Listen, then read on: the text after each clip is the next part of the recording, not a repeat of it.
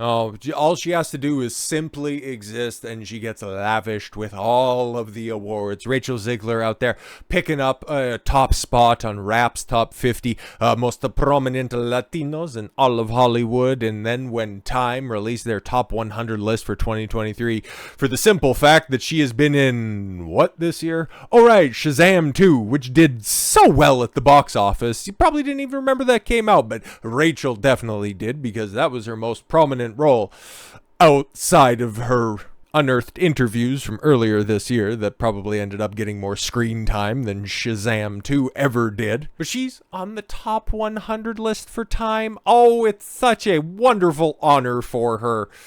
Rachel Zegler has a reservoir of emotions that she's able to pull from every time she performs. What?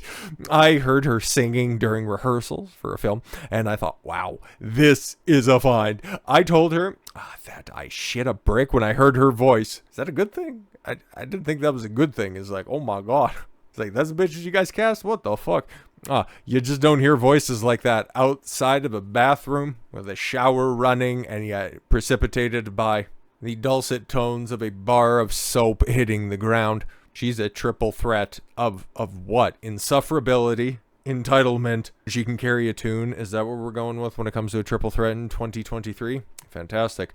Which is also rare in the industry these days, and we're witnessing her talent conjures memories from MGM movie musicals stars like Deanna Durbin, Jane Powell, Katherine Grayson. Okay, calm your fucking horses there for a second. Okay, Rachel Zegler has been in bomb after bomb after bomb after bomb, and don't worry, she has another one. Okay, maybe Time already knew at this point in time. Pun not even close to be intended. But they knew that she was going to have other things, okay, on the menu for 2023. But we'll get to that in all due time. But she was out there on the stroll to accept her position on Time's 100 list, wearing what could only be described as... I didn't realize that things were that bad for the striking actors out there, that they had to resort to wearing just regular toiletries in order to cover everything up. But I don't know why you wear a gown that is made out of paper towel when you can't even dry your hair. It's a strange look, but she's a triple threat, guys. She assaults your eyes, ears, and sense of well-being. But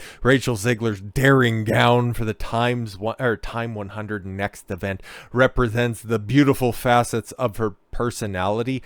Bruh, she's got a decent set of tits, okay? And I didn't realize that she also had the Chris Jericho chest or the Kofi Kingston chest, which I don't know what ends up happening. You end up with that fucking wide gap in the middle of your tits. And for her, she needs all the help that she can get. And this is not a flattering look, but to say that her basically being nude out here, or at least in something so sheer I can play Count the Piercings, that complements her personality. But to be fair, the moment that we go over to the next article, I'm going to forget it. So maybe it is emblematic of her personality. Totally and completely forgettable. But due to the strike that has been going on, we have been robbed of so many other follow-up interviews for the different projects that she has on her slate for whatever reason. She is super talented, trust us, guys. So yeah, she could only go in order to attend events that would raise her own personal profile, but not promote anything that is on the horizon, like Snow White, even though that's an additional year out, which thankfully, eventually that strike will come to an end, so she'll be able to go properly promote that. But there is another movie that she has on her resume right now that is all shot, done, ready for print here within the next couple of weeks. And guess what, guys? Oh, we got some great news. Because the Film Actors Guild came to an agreement that the cast of The Hunger Games, The Ballad of Songbirds and Snakes, are allowed to go and do promotional activities for their upcoming flop film. Oh, we're just all in a better place because of it. You'll love to see it.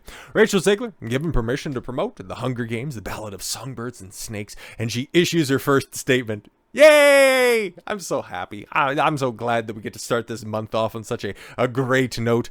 Lionsgate reached a deal with SAG-AFTRA to allow the cast of The Hunger Games, The Ballad of Songbirds and Snakes, including Rachel Zegler, to participate in promotion of the film in the lead up to the theatrical debut on November 17th. Where did the September part come from? Oh, it's so wonderful. It's so great.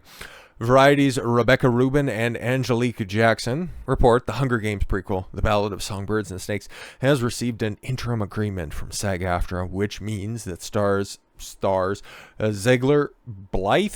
Who's Blythe? Viola Davis. Okay. Peter Dinklage. I know that one. Hunter Schafer. Okay. Are allowed to promote the film before it premieres in theaters on November 17th. I really hope that Disney reaches an agreement with SAG-AFTRA as well to allow Brie Larson to do some promoting for the Marvels that comes out, but I haven't heard anything about that yet. But we got a plot gimmick that I need to go over here very shortly, so a boy can dream. As for why Lionsgate was granted the interim agreement, it's unclear, mostly because it's like, yeah, okay, it's been a really dour few months and we need some good comedy, so send Rachel out on the interview circuit. That ought to be good for yucks. Nevertheless, Zegler has begun promoting the film by sharing various film posters to her social media. This will be interesting, okay? Because obviously she's probably going to slip up and say something cringy along the way. But let's just see how much, okay? How many people have been in her ear telling her, okay, tone down all the shit that you were talking during the Snow White days back in late 2022 that ended up, raising your stature and catching you more shit than Joe Biden's underwear. Like, just tone down. Just tone down. You seem to really enjoy this role, okay? From the different interview clips that are out there, you really look like you enjoy the Hunger Games, even though you don't quite understand history or the underlying message of the film. But that's all right. Don't worry about that stuff. But you really look like you're sinking your teeth into that source material. Just stick to that and don't go off script. For the love of God, don't go off script. This movie's gonna fucking bomb regardless. Do not make it worse. He also shared a statement that reads, I am beyond thankful to Lionsgate and SAG-AFTRA for working so hard throughout this strike to come to an agreement. Not hard enough. Because I don't know if you guys seen the headline that was out there that the unions may or may not be negotiating in the best light for the people that they're purporting to represent, because you have the likes of George Clooney willing to pay off the union so everybody can go back to work because they're costing people a lot of fucking money. Because at the fringes, okay, like your hyper successful Hollywood stars, they're going to be fine at the end of the day. It's just the day and date guys, okay, the extras that are out there, the guys that rely on consistent work in order to turn a profit in the industry. You're putting those folks out of work right now. Your Brad Pitts, your George Clooney's, they'll be fine.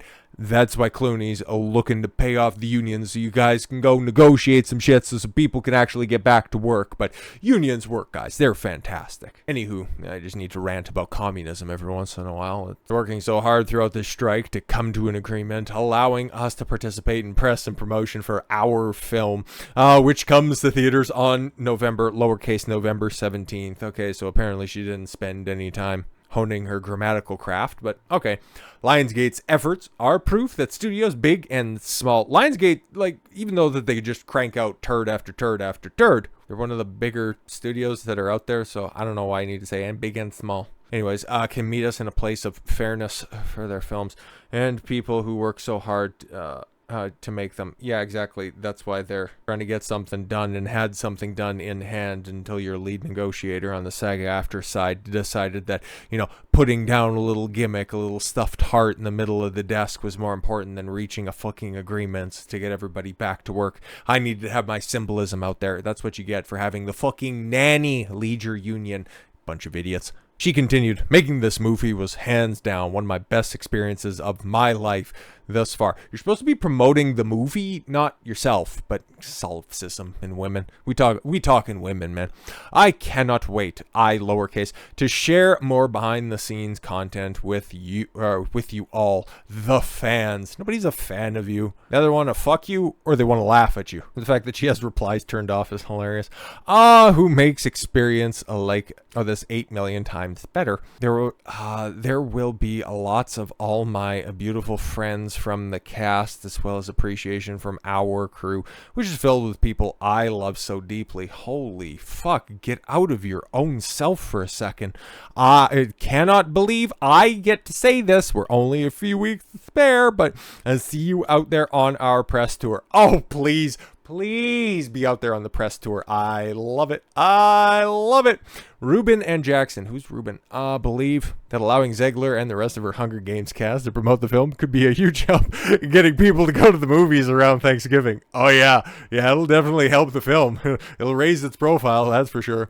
The film needs all the help that it can get. And giving this bitch a live microphone, You're less likely to hear less controversial shit come out of CM Punk's mouth as opposed to Rachel Zegler's. Now, the film's box office. From Box Office Pros, Sean Robbins claims the film will only gross between $35 and $45 million opening weekend for a grand total of $90 to $142 million in its entire domestic run. But trust us, guys, it'll make more overseas that'll bring it to a grand total of maybe a 250 million, maybe 300 million. I doubt it. This thing is gonna fucking bomb tremendously, and every time I do a Hunger Games Rachel Zegler video, there's like 20 some odd fucking dorks that come out. So hopefully you enjoyed this one and reconcile with life, and then just fucking go back to Reddit for however long you get before your mom bangs on your door and tells you that it's time to go to bed, and that the whistling between your teeth and your retainer is causing too much noise for her large black gentleman suitor of the evening to endure to maintain an erection to keep her occupied for the evening. So yeah, continue living your shitty life and trying to stand for some fucking four. The rest of us, we'll be over here laughing at this fucking nonsense because, oh, she's gonna be out there on the press tour. I can't wait. Keep them clips a-coming, you fucking brainlet. So with all that said, thank you all very much for the gift of your time. I've been Don Consuelo. I want you to follow your gut and get after it. Take care, everyone.